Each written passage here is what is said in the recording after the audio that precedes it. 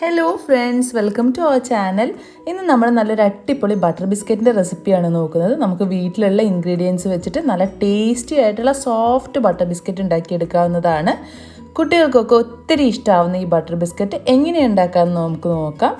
അതിന് വേണ്ടിയിട്ട് ഞാനിവിടെ ബട്ടറാണ് ഉപയോഗിച്ചിട്ടുള്ളത്. ബട്ടർ ഹോം മെയ്ഡ് ബട്ടറാണ്. അപ്പോൾ അതിൻ്റെ റെസിപ്പി ഞാൻ ഓൾറെഡി അപ്ലോഡ് ചെയ്തിട്ടുണ്ട്. കാണാത്തവരൊന്ന് കണ്ടു നോക്കൂ. പിന്നെ നമുക്ക് പഞ്ചസാര പൊടിച്ചത് ആവശ്യമുണ്ട്. ഏകദേശം 200 ഗ്രാം ബട്ടറിന് 1 കപ്പ് നിറയെ പഞ്ചസാര നമുക്ക് പൊടിച്ച് മാറ്റി വയ്ക്കാം. നല്ല ഫൈനായിട്ട് നമ്മളിത് പൊടിച്ചെടുക്കണം. പഞ്ചസാര നമ്മൾ പൊടിച്ചെടുത്തിട്ടുണ്ട്. ഇനി നമുക്കൊരു ബൗൾ എടുത്തിട്ട് നമ്മുടെ ബട്ടർ നന്നായിട്ടൊന്ന് ബീറ്റ് ചെയ്തെടുക്കാം. ബീറ്റർ വെച്ചിട്ട് തന്നെ ചെയ്യണമെന്ന് നിർബന്ധമില്ല. നിങ്ങളുടെ കയ്യിൽ വിസ്കൊക്കെ ഉണ്ടെങ്കിൽ അത് വെച്ചിട്ട് ബീറ്റ് ചെയ്താലും മതി. നമുക്ക് ജസ്റ്റ് ഇതൊന്ന് ബീറ്റായി കിട്ടണമെന്നേ ഉള്ളൂ. അപ്പോൾ നമുക്ക് ഈ ബട്ടർ നന്നായിട്ടൊന്ന് ബീറ്റ് ചെയ്തെടുക്കാം.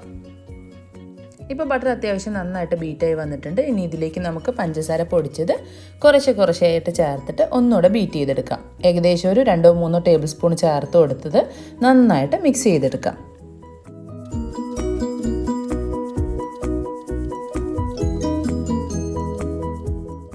ഇപ്പോൾ ഏകദേശം നമ്മുടെ മുഴുവൻ പഞ്ചസാരയും ഈ ബട്ടറിലേക്ക് മിക്സ് ചെയ്തെടുത്തിട്ടുണ്ട്.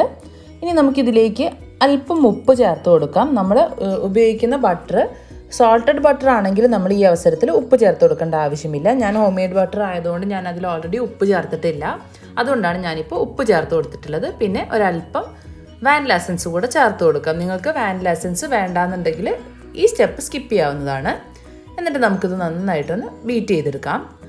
ഇനി നമുക്കിതിലേക്ക് ചേർത്ത് കൊടുക്കേണ്ടത് മൈദയാണ്. നമ്മൾ ഏകദേശം 1 കപ്പ് നിറയെ മൈദ ഇതിനായിട്ട് ഉപയോഗിക്കുന്നുണ്ട്. നമുക്ക് മൈദ മുഴുവനായിട്ട് തന്നെ ഇതിലേക്ക് ചേർത്ത് കൊടുക്കാം. പിന്നെ വേണ്ടത് 1/2 കപ്പ് മുതൽ 3/4 കപ്പ് വരെ അരിപ്പൊടിയാണ്. സാധാരണ നമ്മൾ ഇടിയപ്പമൊക്കെ ഉണ്ടാക്കാൻ ഉപയോഗിക്കുന്ന അല്പം തരിയുള്ള അരിപ്പൊടിയാണ് ചേർത്ത് കൊടുക്കുന്നത്. പിന്നെ വേണമെന്നുണ്ടെങ്കിൽ ബേക്കിംഗ് പൗഡർ 1/2 ടീസ്പൂൺ ചേർത്ത് കൊടുക്കാം. എന്നിട്ട് നന്നായിട്ട് ഇതിങ്ങനെ വിസ്ക് വെച്ചിട്ട് മിക്സ് ചെയ്തെടുക്കാം. നമ്മളിവിടെ ഈ ബട്ടർ ബിസ്ക്കറ്റിന് വേണ്ടിയിട്ട് 1 കപ്പ് മൈദയും അതിന് വേണ്ടിയിട്ട് 1/2 കപ്പ് അരിപ്പൊടിയാണ് എടുത്തിട്ടുള്ളത്. നമ്മൾ ഈ അരിപ്പൊടിയുടെ അളവിൽ വ്യത്യാസം വരുത്തുമ്പോൾ നമ്മുടെ ബട്ടർ ബിസ്ക്കറ്റിൻ്റെ ടെക്സ്ചറിലും നമുക്ക് വ്യത്യാസം ഉണ്ടാകും. അത് നമ്മൾ അരിപ്പൊടി കൂടുന്നതിനനുസരിച്ച് ബട്ടർ ബിസ്ക്കറ്റ് കുറച്ചുകൂടെ ഹാർഡായിട്ട് വരും, നമുക്ക് കുറച്ചുകൂടെ ക്രിസ്പി ആയിട്ട് വരും. അപ്പോൾ നമ്മൾ അതിനനുസരിച്ച് നമുക്ക് ഏത് രീതിയിലാണോ ആവശ്യം എന്നുള്ളത് അതിനനുസരിച്ച് ചേർത്ത് കൊടുക്കാം. നന്നായിട്ട് മിക്സ് ചെയ്ത് കഴിഞ്ഞാൽ നമുക്കിത് കൈ വെച്ചിട്ട് ചപ്പാത്തിക്ക് കുഴയ്ക്കുന്ന പോലെ കുഴച്ചെടുക്കാം. നമ്മുടെ ബിസ്ക്കറ്റ് നല്ല സോഫ്റ്റായി കിട്ടുന്നതിന് വേണ്ടിയാണ് നമ്മളിതുപോലെ കുഴച്ചെടുക്കുന്നത്. ഇനി നമ്മളിത് കുഴച്ചെടുക്കുമ്പോൾ അല്പം ഡ്രൈ ആയിട്ട് തോന്നുകയാണെങ്കിൽ നമുക്ക് അല്പം തണുത്ത പാല് ചേർത്ത് കൊടുക്കാം. ചൂടായിട്ട് തണുത്ത പാലാണ് ഉദ്ദേശിക്കുന്നത്. അപ്പോൾ അത് ചേർത്ത് കൊടുത്ത് നമുക്കിതൊന്ന് മിക്സ് ചെയ്തെടുക്കാം. നമ്മൾ ഏകദേശം ഹോം മെയ്ഡ് ബട്ടർ ആയതുകൊണ്ട് നമുക്ക് കറക്റ്റ് ഒരു അളവ്, അതായത് കറക്റ്റ് വെയിറ്റ് അറിയാത്തതുകൊണ്ടാണ് ഞാൻ ഏകദേശം 200 ഗ്രാം ബട്ടറിന് കറക്റ്റ് അളവാണ് 1 കപ്പ് പഞ്ചസാര, 1 കപ്പ് മൈദ, 1/2 കപ്പ് അരിപ്പൊടി എന്നുള്ളത്. അപ്പോൾ നമ്മളിപ്പോൾ ഇത് നന്നായിട്ട് മിക്സ് ചെയ്തിട്ട് എടുത്തു വെച്ചിട്ടുണ്ട്. ഇത് നമ്മൾ റെസ്റ്റ് ചെയ്യാനായിട്ട് മാറ്റി വെക്കേണ്ട ആവശ്യമൊന്നുമില്ല. ഇത് നമുക്ക് മാവ് ചെയ്തെടുത്ത് അപ്പം തന്നെ ബിസ്ക്കറ്റ് ഉണ്ടാക്കിയെടുക്കാവുന്നതാണ്. അപ്പോൾ ഞാൻ 2 രീതിയിൽ നിങ്ങൾക്ക് ബിസ്ക്കറ്റ് ഉണ്ടാക്കിയെടുക്കുന്നത് കാണിച്ചു തരാം. അതായത് നമുക്ക് വളരെ എളുപ്പത്തിൽ കൈ വെച്ച് ചെയ്യാവുന്ന ഒരു മെത്തേഡും ബിസ്ക്കറ്റിൻ്റെ ഷേപ്പ് ഉണ്ടാക്കിയെടുക്കുന്ന മെത്തേഡും വേറൊരു മെത്തേഡും കൂടെ ഞാൻ കാണിച്ചു തരാം. അതിനായിട്ട് നമ്മൾ ആദ്യം ഒരു പകുതി മാവ് എടുത്തിട്ട് നമ്മളൊരു കൗണ്ടർ ടോപ്പ് ക്ലീൻ ചെയ്ത് അവിടെ വെച്ച് ഏകദേശം ഇതുപോലെ ഒരു സിലിണ്ടർ ഷേപ്പിലേക്ക് മാറ്റിയെടുക്കാം. എന്നിട്ട് നമ്മളിത് ബട്ടർ പേപ്പറിലേക്ക് ചേർത്ത് കൊടുക്കാം. ഞാനത് നിങ്ങൾക്ക് കാണിച്ചു തരാം. നമുക്കിതിനായിട്ട് ഒരു വലിയ ബട്ടർ പേപ്പർ ആവശ്യമുണ്ട്.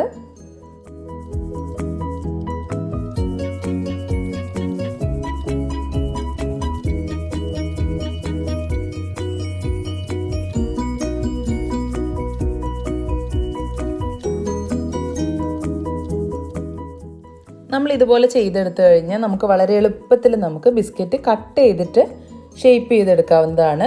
പിന്നെ നമുക്ക് എപ്പോൾ വേണമെങ്കിലും ഇതെടുത്ത് യൂസ് ചെയ്യാവുന്ന രീതിയാണിത്. നമുക്ക് ഫ്രിഡ്ജിൽ ഇതുപോലെ സൂക്ഷിച്ച് വെച്ചിട്ട് നമുക്ക് ആവശ്യമുള്ള ടൈമിൽ നമുക്ക് ബിസ്ക്കറ്റ് ഉണ്ടാക്കിയെടുക്കാവുന്നതാണ്.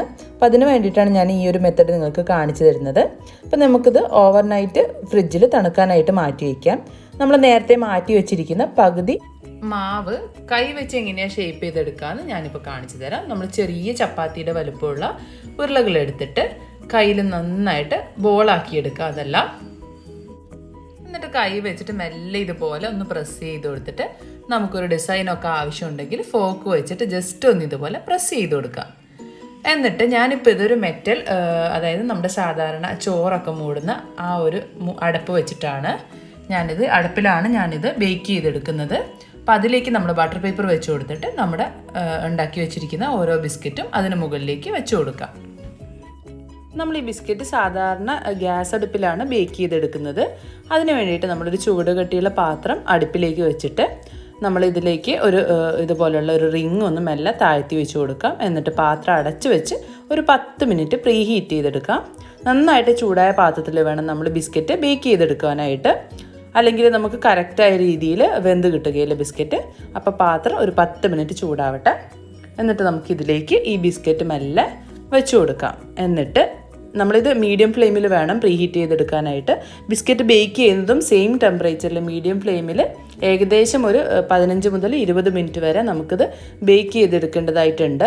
ഓവനിലാണെങ്കിൽ 180 ഡിഗ്രിയിൽ 15 മിനിറ്റ്സ് ആണ് നമുക്കിതിനായിട്ട് വേണ്ടത്. 15 to 20 മിനിറ്റ്സ് വരെ ആവും. നമ്മളത് കറക്റ്റ് നോക്കിയിട്ട് എടുക്കേണ്ടതാണ്. അപ്പം നമ്മൾ ബിസ്ക്കറ്റ് മെല്ലെ ഇതിലേക്ക് വെച്ച് കൊടുക്കുന്നുണ്ട്. എന്നിട്ട് അടച്ച് വെച്ച് നമുക്കിത് ബേക്ക് ചെയ്തെടുക്കാം. ഇനി നമ്മൾ ഫ്രിഡ്ജിലേക്ക് മാറ്റി വെച്ചിരിക്കുന്ന മാവ് എങ്ങനെയാണ് കട്ട് ചെയ്തെടുക്കാമെന്ന് ഞാൻ കാണിച്ചു തരാം. നമ്മളിതുപോലെ ഓവർനൈറ്റ് ഫ്രിഡ്ജിൽ വെച്ച് തണുത്ത മാവ് മെല്ലെ ബട്ടർ പേപ്പർ തുറന്ന ശേഷം നല്ലൊരു മൂർച്ചയുള്ള കത്തി വെച്ചിട്ട് നമുക്ക് വേണ്ട തിക്നെസ്സിൽ നമുക്കിത് കട്ട് ചെയ്തെടുക്കാം. ഇത് നമ്മൾ കൈവച്ചൊന്നും പരത്തിയെടുക്കേണ്ട ആവശ്യമില്ല. നമുക്ക് വേണ്ട തിക്നെസ്സിൽ കട്ട് ചെയ്തിട്ട് ജസ്റ്റ് നമ്മളിത് ബേക്ക് ചെയ്തെടുക്കേണ്ട ആവശ്യമുള്ളൂ. നമ്മൾ നല്ല രീതിയിൽ ഉരുട്ടിയെടുത്തിട്ടുണ്ടെങ്കിൽ നമുക്കിത് കറക്റ്റ് റൗണ്ട് ഷേപ്പിൽ തന്നെ കിട്ടും. ഞാനിതിപ്പോൾ ഉരുട്ടിയെടുത്തത് കറക്റ്റ് അല്ലാത്തത് കൊണ്ടാണ് എനിക്ക് ഓവൽ ഷേപ്പിൽ മാറിപ്പോയിട്ടുള്ളത്. പക്ഷേ അത് കാണാൻ നല്ല ഭംഗിയില്ലേ. അപ്പോൾ നമുക്ക് ഇതുപോലെ കട്ട് ചെയ്തിട്ട് നമുക്ക് വേണ്ട തിക്നെസ്സിൽ കട്ട് ചെയ്തിട്ട് ബേക്ക് ചെയ്തെടുക്കാം. തിക്നെസ് കൂടുന്നതിനനുസരിച്ച് നമ്മുടെ ബേക്കിംഗ് ടൈമിൽ ഡിഫറൻസ് ഉണ്ടാവും. അതുപോലെ തന്നെ ബിസ്ക്കറ്റ് ക്രിസ്പി ആകുന്നത് കുറഞ്ഞ് അല്പം സോഫ്റ്റ് ആകാൻ സാധ്യതയുണ്ട്. അപ്പോൾ നമുക്കിതെല്ലാം കട്ട് ചെയ്തിട്ട് ഇതുകൂടെ ബേക്ക് ചെയ്തെടുക്കാം. ഈ ഒരു രീതിയിൽ ചെയ്തെടുക്കുന്ന ടൈമിൽ നമ്മളിത് കൈ വെച്ചൊന്നും പരത്തിയെടുക്കേണ്ട ആവശ്യമില്ല.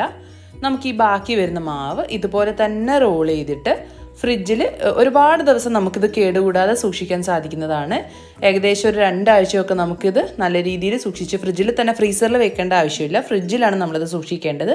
സൂക്ഷിച്ച് വെച്ചിട്ട് ആവശ്യമുള്ള ടൈമിൽ ഇതുപോലെ എടുത്തിട്ട് നമ്മൾ കട്ട് ചെയ്തിട്ട് ബേക്ക് ചെയ്തെടുത്താൽ മതി. ഇപ്പം നമ്മുടെ ബേക്ക് ചെയ്തിട്ടുള്ള ബട്ടർ ബിസ്ക്കറ്റ് റെഡി ആയിട്ടുണ്ട്. നല്ല അടിപൊളിയായി വന്നിട്ടുണ്ട് നമ്മുടെ ബട്ടർ ബിസ്ക്കറ്റ്.